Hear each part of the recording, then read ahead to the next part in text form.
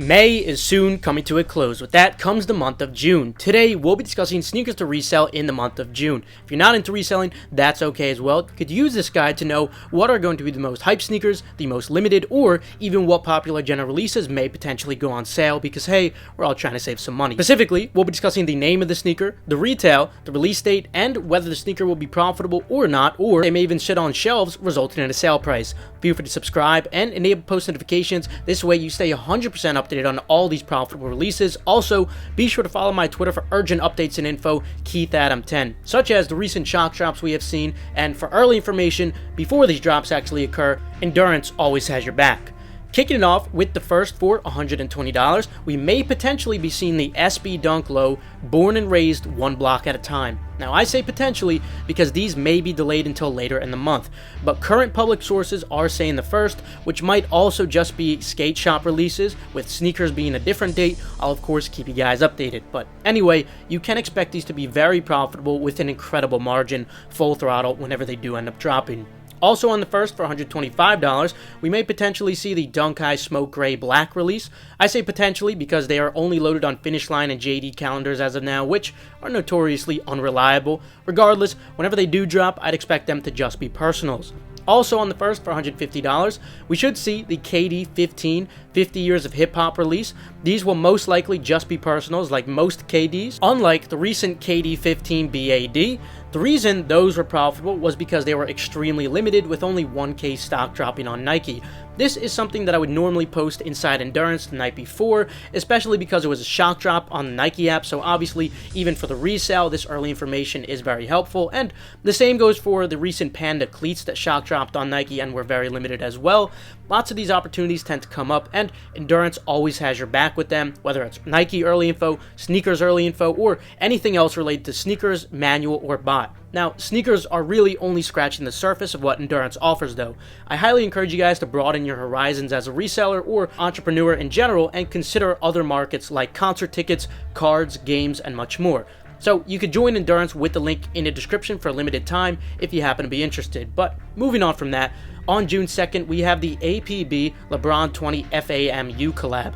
Despite this being a collab, LeBrons don't tend to carry much demand, and I don't think this colorway will be any different. Not to mention, retail is $200 plus APB won't have free shipping, so I'd have to say personal only even though they are a collab. Then on June 6th for $150, the Jordan 3 Grade School Hide and Seek will be releasing. These are grade school exclusive, there will be no men's pairs. Anyway, unless they end up being much more limited than usual 3s, I'd expect these to mostly be personals unless you have no tax and local buyers, whether those are girls or for someone's kids. Then on June 7th for $150, the Air Force One Low Los Angeles will be dropping. I'd expect these to just be personals as well. Also on June 7th for $160, the Air Max 1 The Bay will be dropping. Unfortunately, I'd expect these to also just be personals. Then on June 8th for $180, the Jordan 5 Low Women's Indigo Haze will be dropping. Like most Jordan 5 Lows, I'd expect these to just be personals, and you might even be able to grab them for under retail if you're patient. And the same goes for the LeBron 20 Laser Orange, which is also dropping on June 8th for $200, personal only. Then on the 9th, for $160, the Bodega New Balance 610 will be dropping. While Bodega New Balance collabs used to perform well, this has not been the case as of recently. Based on the prior pair, I'd expect these to mostly be personals as well, even though retail is lower on these. Then on the 10th, for $180, the Jordan 1 Washed Heritage should be dropping. Like other recent non-classic Jordan 1s, I would expect these to be mostly personals unless you have local buyers and no tax. Jumping to the 16th for $230, the Foamposite 1 Metallic Red will be dropping. Unfortunately, the pre-sale is already close to the high retail, so I'd have to say personal only for these. Then on the 17th for $150, the Jordan 2 Cherrywood will be dropping. Like most Jordan 2 lows, I would expect these to be personals, and you may even be able to grab them for below retail if you are patient. And the same goes for the Jordan 2 Look Up in the Air Women's, which should be dropping on June 22nd for $150, just personals for these two. And the same goes for the Jordan 1 Low Black Cement, which drops on June 23rd for $140, just personals. And the same goes for the Jordan 6 White Infrared, which drops on June 30th for $200. In fact, you should be able to grab these for below retail if you are patient. Now for some releases without precise dates. First, we have the Air Max 1 Puerto Rico pack dropping for $140 sometime in June. These will come in two colorways, Blue Gale and Orange Frost. Looking back at the prior Air Max 1 Puerto Rico, they did come pretty close to bricking, however, they obviously are much more profitable now. I do think that these two colorways have potential for profitability with a decent margin, especially considering the low retail of $140. Also, sometime in June, we should be seeing the United Arrows & Sons New Balance 990 V3 drop for $250.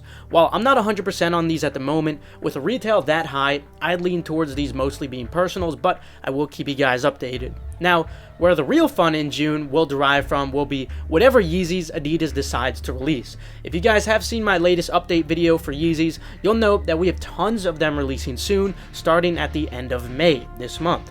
While this will consist of many old pairs, many of which being profitable, it will also include unreleased pairs such as the Yeezy 350 Pirate Black, which should definitely be very profitable with a great margin, a full throttle drop. Now, for resale predictions on each of these pairs releasing, check out my recent Yeezy update video where I went over every single one of them. Again, you could expect some adidas.com/Yeezy drops with a lot of exclusive access on Adidas confirmed app drops or shock drops, so definitely make sure you have access to an Adidas app monitor. Endurance does have one, along with monitors for every single other site that drops profitable products, even outside of sneakers. Again, if you're interested in joining, the link in the description below is available for a limited time.